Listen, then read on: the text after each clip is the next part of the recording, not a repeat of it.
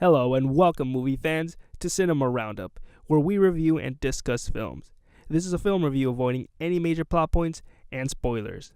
My name is David, and today we are reviewing Jumanji, Welcome to the Jungle. The film is a remake/reboot sequel of the 1995 Robin Williams film in which a dangerous board game came to life.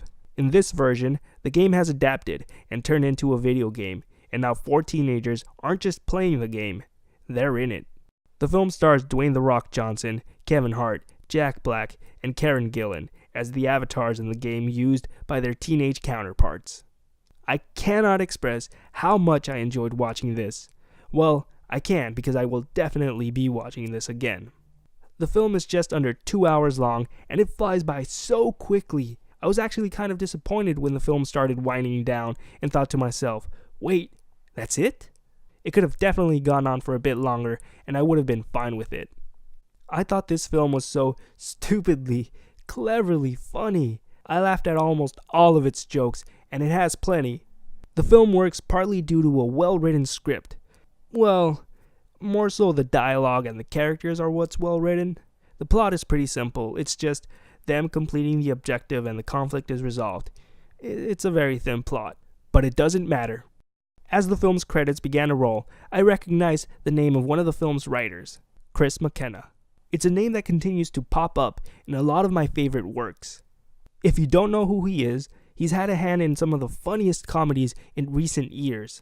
He has a witty, meta, self-aware, pop culture referencing, absurd sense of humor, but his work never loses sight of his characters and their personal journeys. The humor is sharp and witty, while at the same time broad and lowbrow. I can compare this movie to 21 Jump Street. If you enjoyed that movie's humor and that movie overall, you'll probably enjoy this one. I thought the humor here would be limited to the first 10 minutes, and as soon as the film entered the game, it would leave most of the comedy behind and shift into an action film gear. Thankfully, it doesn't. It definitely goes into action mode, but it never loses the humor and, most importantly, the film's heart. That is the key factor to this film that melds the two genres well. The game is coming at our characters with an action genre mind. That keeps you entertained and the story moving. But the characters, they run away from that action with a comedic sense that gives it its heart and charm. Even when you know what the punchline in a certain scene is going to be, the film tinkers with it enough to make the jokes still work. Of course, the jokes are only as funny as the actors delivering them, and this cast does a damn good job of making you laugh. First of all, they play teenagers stuck in these adult bodies. Though they're not really adults in the film, they're just game avatars. The film sets up the teen counterparts in the beginning, giving you the essence of the character, the usual archetypes, the nerd, the jock, the prom queen, and the outcast. Once the teens enter the game and turn into these characters, they still feel like those same teens we were introduced to at the beginning of the film. Their essence is still there, and as the film continues, you're able to see more to the characters than what was set up at the beginning of the film. It's the usual stuff you might expect from a teen film, but it's still so damn entertaining. I don't know why. Now, Dwayne "The Rock" Johnson does surprisingly well in his role. He plays the nerdy teen turned into Dr. Smolder Bravestone. There's a recurring joke about his smoldering ability that it never gets old.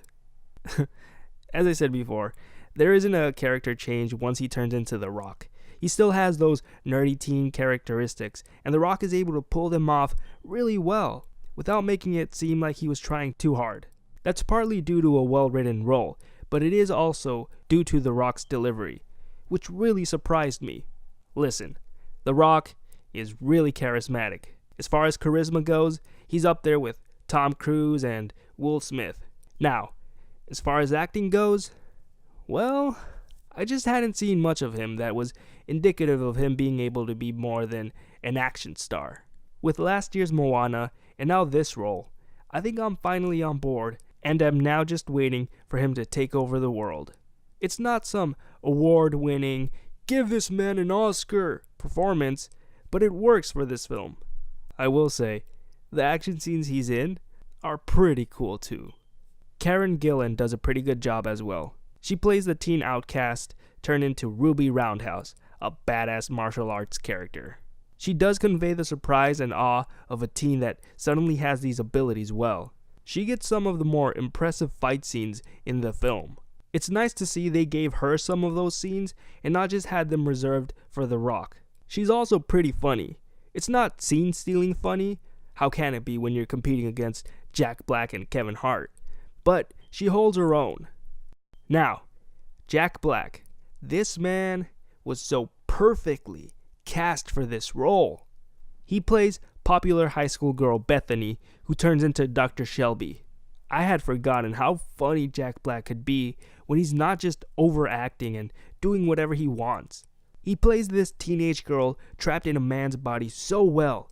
It's the little things too, his dance, his eye rolls, certain inflictions. It is a bit of the typical Valley Girl impression, but it's not too over the top. Anytime he says anything, hearing these lines that were written from the girl's perspective always gets a good laugh out of you.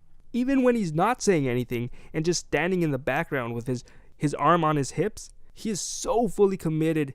It's just funny. Kevin Hart is probably the only one that doesn't feel like his teenage counterpart, but it doesn't matter too much, as his frantic, high-pitched, always extra sense of humor never fails to get a laugh. Seeing how the dynamics between his character and The Rock's character switch once they're in the game is entertaining to watch. I do wonder though, how much longer can he coast on that frantic, yelling humor until audiences start getting tired of it? Maybe never, who knows? The four of these actors have great chemistry. They play so well off of one another and make the film that much more enjoyable. Jumanji, Welcome to the Jungle, earns itself an 8.5. Once a year, we get a movie like this that is just so funny and entertaining that it just makes you want to go back and watch it again. Instead of buying your loved ones presents this Christmas, treat yourself and get the gift that keeps on giving: a ticket to Jumanji, Welcome to the Jungle. Alright everyone, that's all I have to say about that. I hope you enjoyed this review and found it insightful. Are you still interested in seeing this film? Have you lost interest? If you have seen it, what did you think of the film? Join the film discussion below and engage someone in a conversation. Please, be considerate of everyone, especially those that haven't seen this film, and avoid any spoilers. I want to thank you for making it this far into the video, and I hope you consider subscribing to stay updated on all our future uploads. Have a great day, and I'll see you next time at the theaters.